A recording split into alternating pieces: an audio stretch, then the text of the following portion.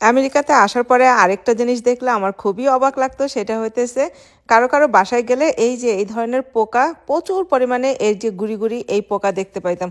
যারা একটু মনে করেন যে পরিষ্কার পরিচ্ছন্ন না, যারা মনে করেন যে একটু রান্নাবাড়া করে তেল টেল চুলার উপরে ফেলায় রাখে, ছড়াই রাখে, এই পোকা এসে ঘর ভরে যায়। একবার আমরা একটা ভাড়া বাসায় উঠছিলাম, ওঠার পরে যে দেখছি কি পরিমাণ তেলা পোকা যে আসছে। সারা রাত আমরা মেডিসিন টেডিসিন দিয়ে তারপরে পরিষ্কার পরিচ্ছন্ন করতাম, কিন্তু রাত্রেবেলা ঘুমাইলে কোথা থেকে অ্যাপার্টমেন্টগুলোর আরেকজনের বাসা থেকে আরেকজনের বাসায় কিন্তু এই পোকা মানে ভিতর দিয়ে ঢুকতে পারে। যাই হোক, যার কারণে আমরা যতই পরিষ্কার করতাম না কেন কোনোই লাভ হইতো না, পোকা এসে ঘর ভরে যাইতো। আর এই যে ভদ্রলোক আমার বাসায় যে মেডিসিন টেডিসিন দিয়ে যায় না, এই লোককে আমাদেরকে পে করতে হয় মাসে একটা অ্যামাউন্ট। যাই হোক, তারপরেও সেফ থাকা যায়, কারণ এই পোকামাকড় প্রত্যেকটা খাবারে যে বসে টসে এরকম।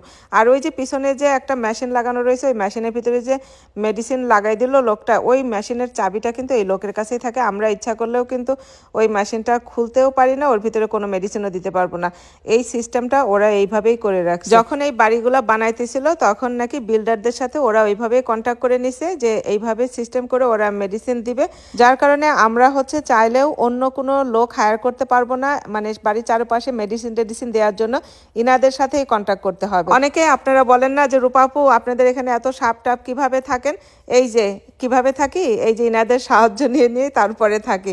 এনারা এই যে সব সময় আমাদেরকে টেক কেয়ার করে। বাট মাসে একবার দেয়, বৃষ্টি টিষ্টি অনেক বেশি হইলে তখন যে ওষুধ টষুধ সব ধুয়ে চলে গেলে তখন আবার এই যে মামুরা চলে আসে, এসে তারা আবার আমাদের সাথে সাক্ষাৎ করে যায় মাঝে মাঝে।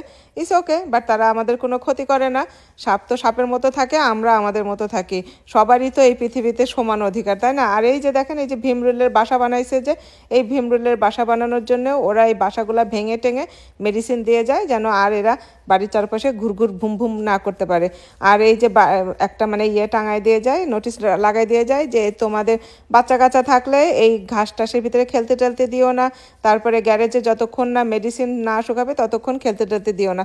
তারপরে বাড়ির চারপাশে আরও অনেক ধরনের মেডিসিন টেডিসিন সিটাই মিটাই দিয়ে তারপরে লোকটা যায়, আমাদেরকে একটা বিল ধরায় দেয়, আমরা ওই পেমেন্টটা করে দিই। যাই হোক, এই আমাদের কাহিনী, আমরা এইভাবেই দিন পার করতেছি। কেমন লাগলো রূপাপুর ভিডিওটা অবশ্যই কমেন্ট করে জানাবেন। আজকে এই পর্যন্তই, সবাই ভালো থাকবেন, সুস্থ থাকবেন, আল্লাহ হাফেজ।